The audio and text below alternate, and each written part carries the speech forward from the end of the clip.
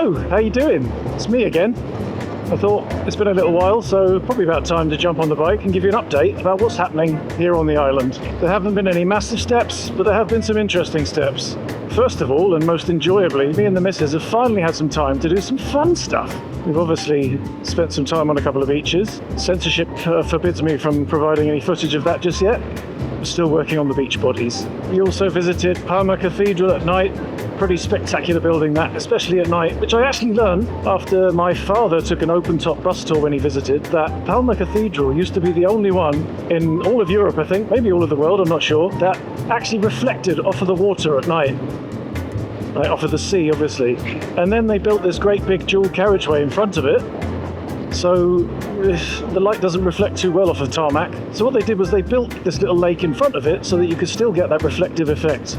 Really cool, I think. We also rode the little ferrocarril, the tiny little old railway that you saw very briefly in last week's video. I was actually yammering about that at the time, but I was having audio issues, so you couldn't hear any of my yapping. Probably for the best, to be honest. We had the obligatory cafe con leche, sat next to a busy beach as the tourists poured in. That was actually the same beach that my finger-breaking storytelling video was actually on. So you can see how things look different now that the season is properly on song.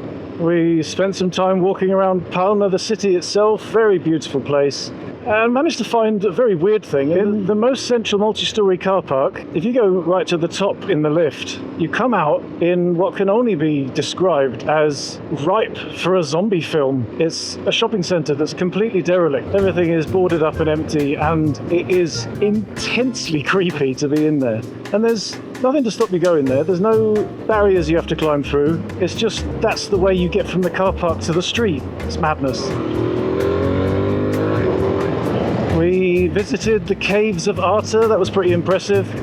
Underground cave network on the seaside over by the east of the island. A little bit disappointed with the tour patter from the chap that was showing us around. It was like he had 3 sentences for every room, and questions were mostly answered with yes or no. I mean, he did impressively do it in 4 languages, so give him his due.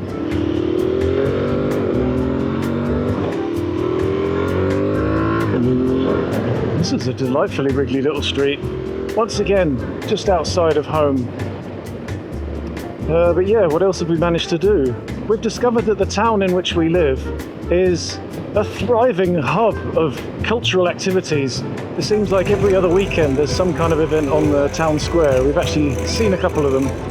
Just really impressive. The entire town comes out to have a beer with each other, have a little bit of a dance, or, depending on the event, to sit down and have dinner together. It's absolutely incredible, and I absolutely bloody love it that they do these things. But other than that, what's been happening in the world of Andy integrates himself into Spain?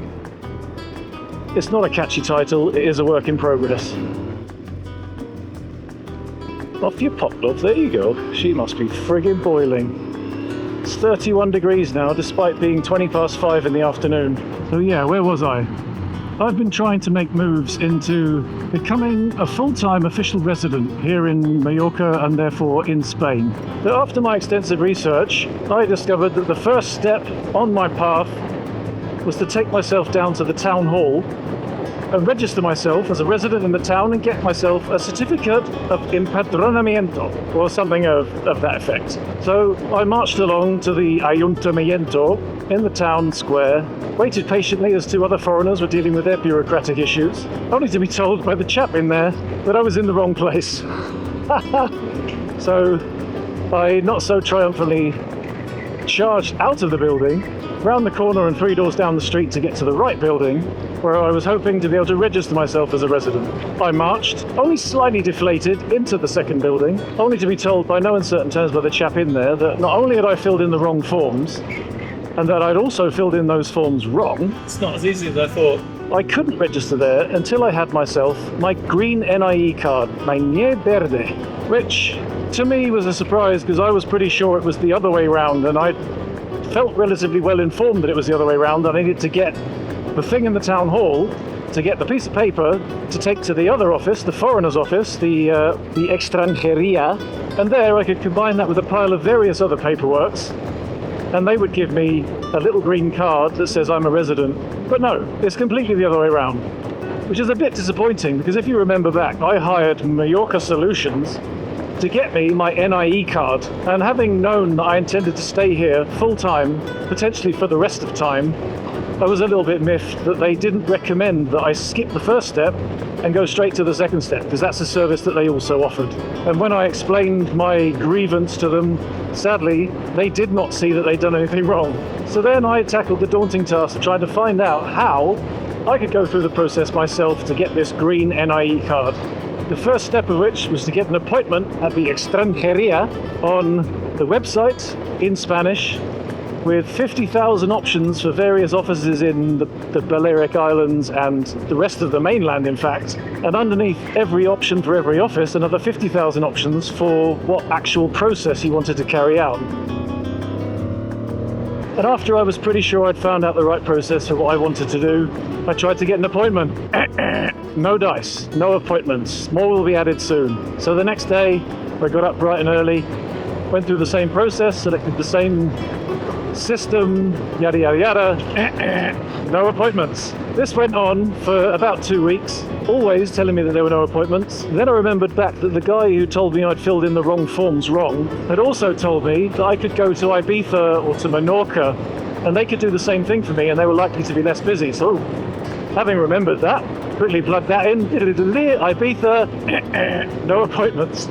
And this went on ultimately for about a month, after which time the feelings of hopelessness and depression were starting to creep back in again. The dark cloud was looming back over our new home, and I had to make the tough choice to go with my tail between my legs after giving them a piece of my mind back to the people who'd got me the original NIE card and to say, can you please get me the green one as well? So I had to shell out another 150 euros for them to take care of it and to hopefully get me an appointment, because I would like to think hopefully they have some tricks or backdoor bribery systems whereby they can get me an appointment quicker than I could get me an appointment. But yeah, time will tell. That was 2 weeks ago. Obviously I've heard nothing because they told me that it's likely an appointment could take up to 12 weeks. 10 weeks at the shortest. It's a very small window, which is a bit interesting, but there you go.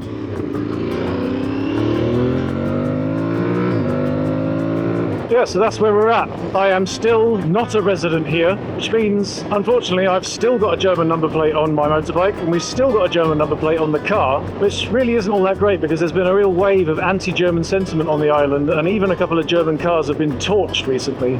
So we were hoping to get fully Spanished, at least so we looked like we were Spanish, as quick as possible, but yeah.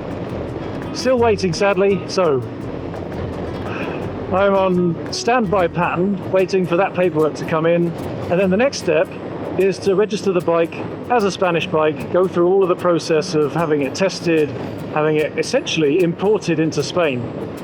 That's a headache for future me that I'm not really looking forward to, but yeah, I'll keep you posted when that gets there. As for what else is going on, I've just been trying as hard as possible to smash out as much content as possible. If you haven't been following on Instagram, there's been a real surge of shorts. No, they're called Reels on Instagram, not Shorts. Taken from the back catalogue. And I intend to work through the back catalogue and keep doing that because I've actually noticed it really builds the following on Instagram. In 3 weeks, I've got 2,000 extra followers. And I've also, this is probably the biggest and most exciting update of all, I've been playing the guitar again and I've been recording music videos again. I posted the first video on my music channel in 8 years. Can't believe it's taken that long since I last posted something. But yeah, 8 years, and now there's new music on the music channel. So check it out, links to that in the top right in the description below.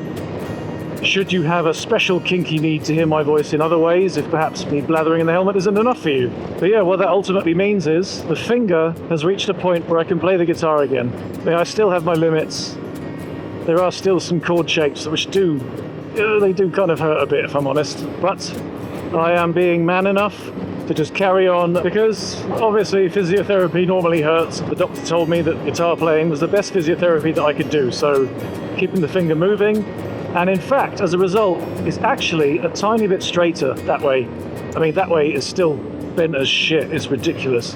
So yeah, that's where we're at. Thanks for coming along on this little update. I will keep you posted as soon as something new happens, and in the meantime, there should be lots more content as I go out on this beautiful little bike and charge around the place, checking out all of the beautiful sights, the beautiful roads. And I'm going to use the word beautiful a few more times because it's a beautiful word. Beautiful, it's a beautiful word, probably the most beautiful word in the world. Although, of course, I do have to first sort out my handlebars because you probably can't see it because of the action camera, but they're still bent after the little drop in the last video.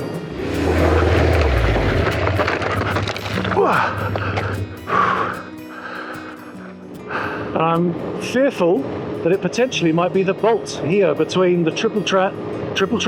I haven't got any triple tramps on me, I'm afraid. The bolt between the triple clamp and the handlebar clamp. Hambledar, like a Harry Potter character. Anyway, I think you know what I'm saying. I think the bolt is bent. So, yeah, you have to take that apart and have a proper look. I've also got something to install on the bike for a bit of garage action. Keep your eyes peeled for that. I've been given an AOC BX Apple CarPlay navigation tyre pressure sensor camera wondrousness super device, and I'm going to be fitting that in the place of the Garmin very soon. And yeah, otherwise I'm just going to keep on playing the guitar, keep on making content, keep on enjoying this island, keep on trying to get integrated properly into the place no matter how much the island fights me. So yeah, keep yourself shiny. No, you need to keep your bike shiny. I'll keep myself shiny because of the heat and the sun cream. Litres of the stuff we use every week, litres. Yeah, and I'll see you in the next video. Take care of yourself. Bye.